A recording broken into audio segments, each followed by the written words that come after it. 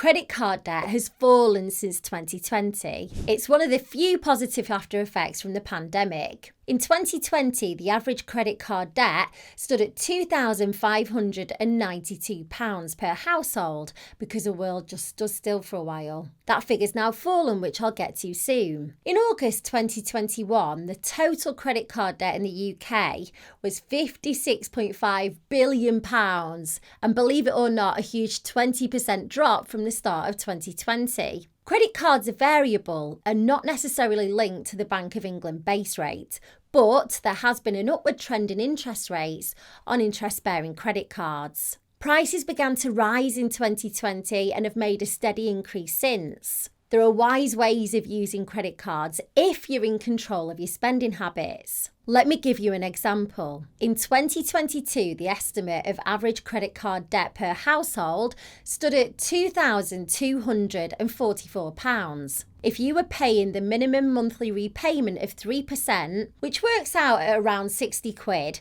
with an APR of nearly 20%, you could save around £33 a month if you transfer to a credit card with no interest. You could be charged for a transfer fee, but it would still work out more cost effective. There are some credit cards where you can earn a cashback percentage on your purchases for the first few months. So if you're about to do a lot of spending, like at Christmas for example, and you know you have the money to pay the card off monthly, it might be a good feature to use. You have to be organised though. The other bonus of using a credit card on big purchases is the level of financial protection you have, like holidays. It covers spending between £100 and 30 grand. Although credit card debt figures look positive for 2022, there are predictions this may go up heading into 2023. That's because of the rising costs of food, fuel and energy. More and more people are now borrowing to live, so those figures could change soon.